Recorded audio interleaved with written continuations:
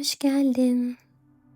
Bu gece sıcak bir çay hazırlayacağız ve bir kitabın sayfalarını acele etmeden çevireceğiz.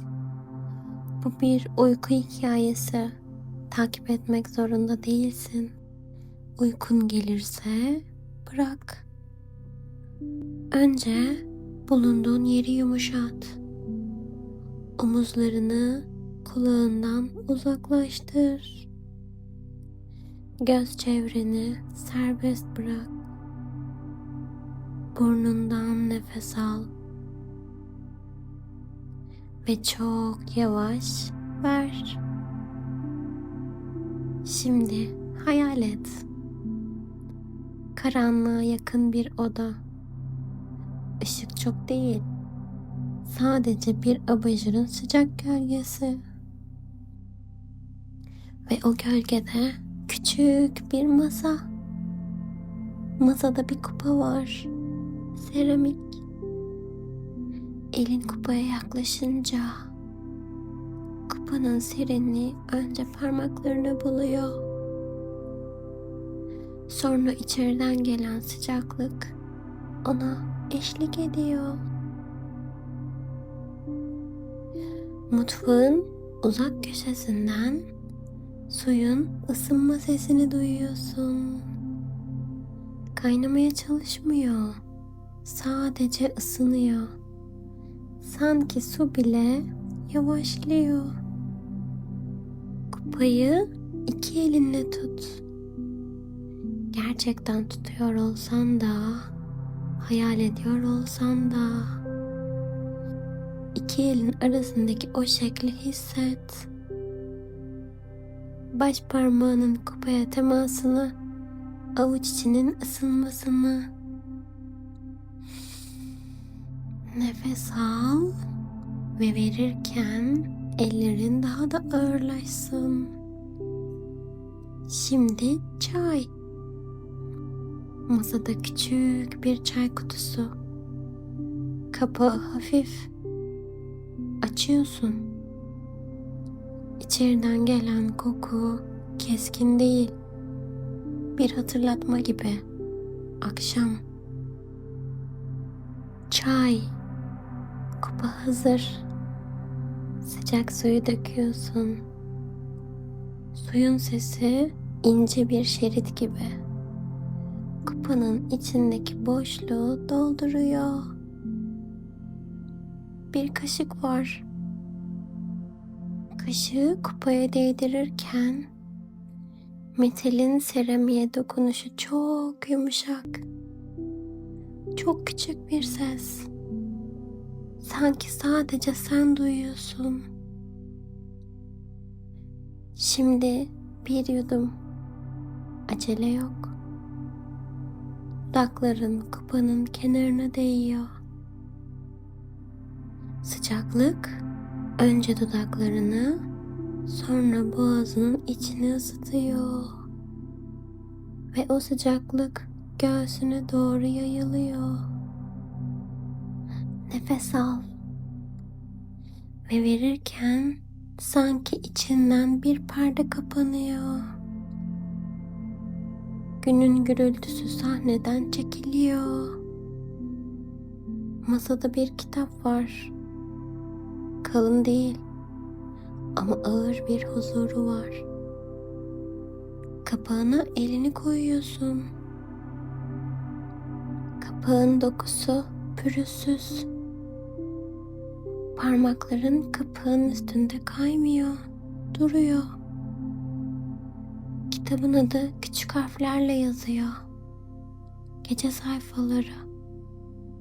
Bu kitap merak ettirmek için yazılmamış. Bu kitap uykuya geçiş için yazılmış. Sonunu öğrenmek zorunda değilsin. Zaten son diye bir şey de vaat etmiyor. Kitabı açıyorsun. İlk sayfada tek bir cümle var. Bu gece hiçbir şeyi çözmüyoruz. İkinci sayfa, bu gece sadece ısınıyoruz. 3. sayfa. Bu gece yavaş bir ritim seçiyoruz. Şimdi kitap bir hikaye anlatmaya başlıyor. Ama hikaye olaylarla değil, duyumlarla. Okuma köşesi bir sahne gibi. Abajurun ışığı duvara yumuşak bir leke bırakıyor. O lekenin kenarları net değil.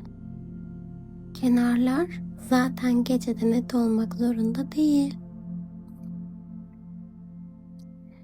Bir yudum daha. Çayın sıcaklığı tekrar boğazından geçiyor. Ve her geçişte düşüncelerin biraz daha yavaşlıyor. Kitap diyor ki, sayfaları çevirdikçe sesler küçülsün. Sayfayı çeviriyorsun ve bir sahne geliyor. Bir gece treni yok burada. Bir şömine de yok. Sadece temiz bir sayfa, sıcak bir kupa ve kağıt. Bir sonraki sayfa, kupanın kenarında küçük bir buhar çizgisi. Buhar yukarı çıkıyor, sonra kayboluyor. Kaybolurken acele yok diyor. Bir sonraki sayfa, parmakların kitaba değiyor. Kağıt parmaklarının ısısını alıyor. Sen de kağıdın sakinliğini alıyorsun. Bu bir alışveriş değil, bu bir paylaşım. Bir sonraki sayfa, dışarıda gece var. Belki uzakta bir araba geçiyor. Belki bir rüzgar. Ama bu odanın içinde her şey yumuşatılmış. Sayfayı çevir. Bu sayfada kısa bir liste var. Ama liste yapılacaklar listesi değil. Tersine bırakılacaklar listesi. Kaşlarını bırak, çeneni bırak, omuzlarını bırak, günün cümlelerini bırak. Nefes al ve ver. Şimdi kitap daha da yavaşlıyor. Cümleler kısalıyor. Aralıklar uzuyor. Bir yudum, bir sayfa ve bir nefes. Kitabı biraz daha açık bırakıyorsun. Ama gözlerin sayfayı okumuyor artık. Gözlerin kapanmayı deniyor. Şimdi son sayfalara geliyoruz. Ama son gibi değil. Daha çok iniş gibi. Çayın sıcaklığı artık hikaye. Sayfanın sesi artık ritim. Sen artık dinlen. Kitabın kapağı yavaşça kapanıyor. Ama kapanırken bitmedi demiyor. Aksine tamam diyor. Kupayı masaya bırakıyorsun. Ellerini battaniyeye ya da çarşafa bırakıyorsun. Ve içinden bir cümle geçiyor. Bu gece hiçbir şeyi çözmüyorum. İyi geceler, tatlı rüyalar.